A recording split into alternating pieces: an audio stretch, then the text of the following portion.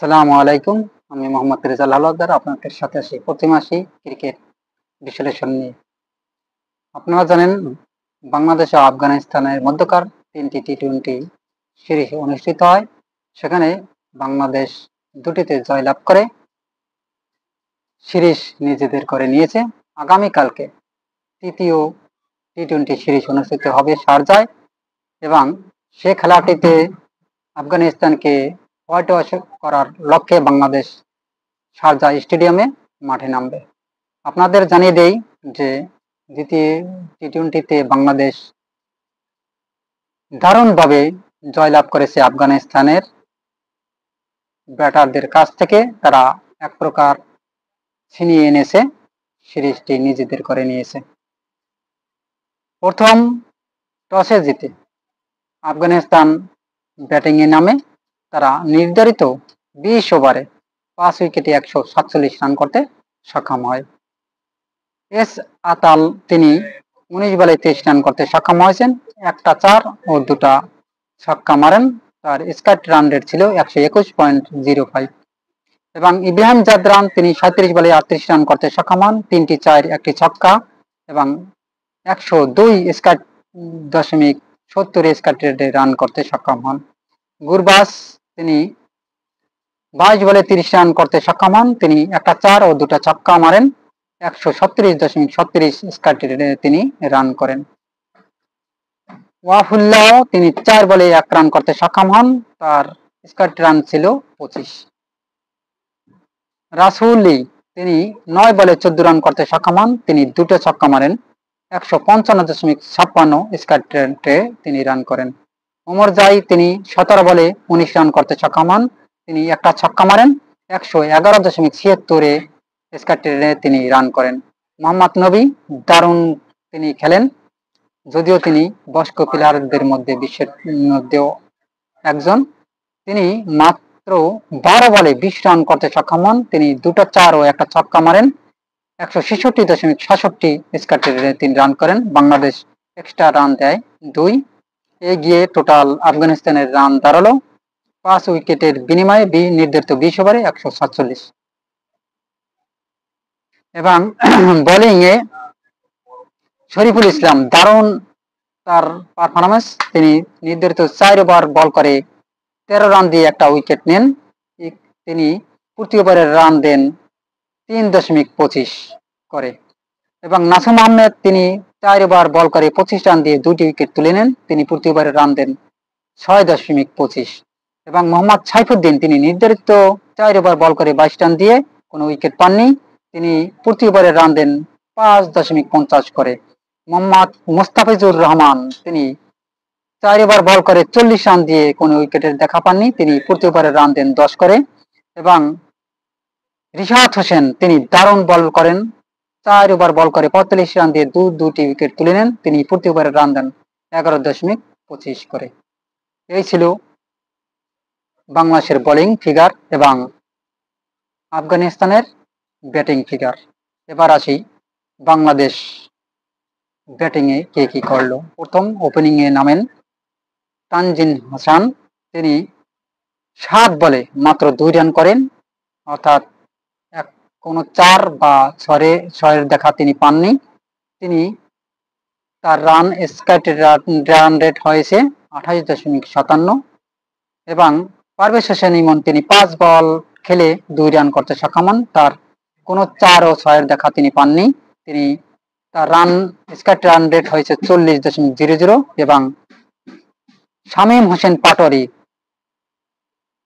সাইফ হাসান তিনি 14 বলে 18 রান করতে সক্ষম হন। তিনি একটা 4 ও দুটো ছক্কা মারেন। 128.57 স্কোয়াড রেটে রান করেন। জাকির আলী তিনি 25 বলে 32 রান করেন। তিনি দুটো 4 দুটো ছক্কা মারতে সক্ষম হন। 128.00 স্কোয়াড রেটে রান করেন এবং শামীম হোসেন পাটোয়ারি তিনি 22 বলে 33 রান করতে সক্ষম হন। তিনি নির্ধারিত 3টা 4 ও দুটো ছক্কা মারতে সক্ষম হন। 150 স্কোয়াড রেটে তিনি রান করেন। নুরুল হাসান সোহান তিনি 21 বলে 31 রান করতে সক্ষম হন। তিনি একটা ছক্কা 3টা ছক্কা ও একটা 4 মারতে সক্ষম হন। তিনি একশো স্কাট 147 স্কাট রেডে রান করেন এবং নাসুম আহমেদ তিনি 11 বলে 10 রান করতে সক্ষম হন। তিনি 4-এর দেখা পাননি, একটা ছক্কা মারেন, 90.91 তার স্কাট রান রেট। মোহাম্মদ সাইফুদ্দিন তিনি 2 বলে 4 রান করতে সক্ষম হন, একটা 4 মারেন। পরবর্তী বলে দুর্ভাগ্যজনকভাবে তিনি আউট হয়ে যান 200 স্কাট রেটে রান করে। রিশাদ হোসেন তিনি 2 বলে 2 রান করতে সক্ষম হন, তার কোনো 4 ও 6-এর দেখা পাননি, তিনি 100 স্কাট রান করেন। এবং শরীফুল ইসলাম দারুণ একটা ইনিংস খেলেন, তিনি ট্যালেন্টার ব্যাটসম্যান হিসাবে তিনি 6 বলে 11 রান করতে সক্ষম হন, তিনি 2টা 4 মারেন 100 এবং কোনো 6 মারতে পারেননি। 183.33 স্কাট রেটে রান করেন, এক্সট্রা রান আসে 5। টোটাল বাংলাদেশের 150 8 উইকেটের বিনিময়ে 19.1 ওভার বল শেষে বাংলাদেশ নির্ধারিত সেই কাঙ্ক্ষিত জয়ের দেখা পায় 150 করে, অর্থাৎ বাংলাদেশ আফগানিস্তানকে 4 উইকেটে হারিয়েছে। সুপ্রিয় দর্শক, এবার আসি যে আফগানিস্তানের বোলিং ফিগারে। জিয়াউর রহমান তিনি 4 ওভারে 18 রান দিয়ে একটা উইকেট পান, অর্থাৎ প্রতি ওভারে রান দেন 4.50। ওমর জাই তিনি নির্ধারিত 3.1 বল করে 23 রান দিয়ে 4টি উইকেট তুলে নেন, প্রতি ওভারে রান দেন 7.26 করে। রশিদ খান নির্ধারিত 4 ওভার বল করে 29 রান দিয়ে 2টি উইকেট দেখা পান এবং তিনি প্রতি ওভারে রান দেন 7.25। এবং নূর আহমেদ তিনি 4 ওভার বল করে 40 রান দিয়ে একটা উইকেটের দেখা পান, প্রতি ওভারে রান দেন 10 করে। মোহাম্মদ নবী তিনি 3 ওভার বল করে 32 রান দিয়ে কোনো উইকেটের দেখা পাননি, তিনি প্রতি ওভারে রান দেন 10.67 করে। এবং